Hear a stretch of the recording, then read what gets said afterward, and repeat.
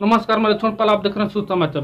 भारत में लोकसभा चुनाव का ऐलान हो चुका है और लोग प्रचार धूमधाम से कर रहे हैं। बीजेपी से नरेंद्र मोदी और उनके जो स्टार प्रचारक हैं वो चुनाव कर रहे हैं।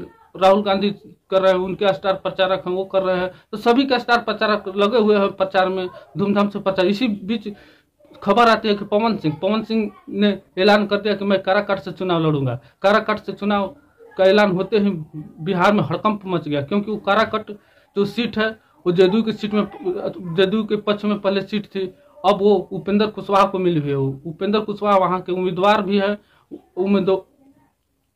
उम्मीदवार जब घोषित हुए थे तो बहुत खुश थे, क्योंकि उन्होंने जदयू के सांसद महाबली सिंह का टिकट वहाँ से कट गया था और उनको मिला था। तो मैं बता दूं कि जब पवन सिंह ने ऐलान किया कि मैं चुनाव लड़ूंगा, तब जाकर हड़कंप मच गया, क्योंकि उपेंद्र कुशवाहा को अब डर है कि मैं हार जाऊंगा।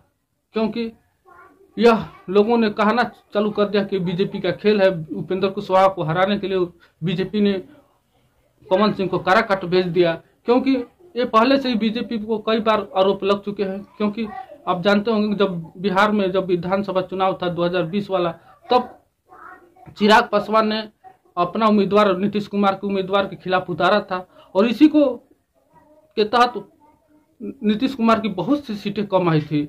और बाद में नीतीश कुमार ने जब आरजेडी से गठबंधन कर लिए, तब उन्होंने कहा था कि हमारी पार्टी को कमजोर करने के लिए, हमारी पार्टी को तोड़ने के लिए बीजेपी ने चिराग पासवान के साथ मिलकर खेल कर दिया। उसी तरह लोग अब कह रहे हैं कि उपेंद्र कुशवाहा जो इधर उधर भागते रहते हैं, उनकी कोई अस्तित्व नहीं है कि कब किधर भाग जाएंगे, कभी महागठबंधन में आ जाते हैं, कभी एनडीए में चले जाते हैं। तो इसी को लेकर बीजेपी पर आरोप लग रहा है। बीजेपी का ये बहुत बड़ा चाल है। बीजेपी का यह बहुत बड़ा चाल इसलिए है कि उपेंद्र कुशवाहा का कोई अस्तित्व नहीं है, जीतने के बाद भी भाग जाते हैं। इसलिए पवन सिंह को उतार दिया जाए और जीतने के बाद पवन सिंह को गमछा उड़ा दिया जाएगा और बीजेपी में शामिल कर लिया जाएगा। क्यों कहा कि मैं काराकाट से चुनाव लड़ूंगा। और काराकाट तो पहले उनके लिस्ट में नहीं था। वो बिहार के कई जिला बताए थे कि वहां से चुनाव लड़ना चाहते थे, और पवन सिंह ने यह चुनाव लड़कर उपेंद्र कुशवाहा को कमजोर करेंगे या बीजेपी को कमजोर करेंगे, ये तो समय बताएगा। नमस्कार, आप देख रहे थे।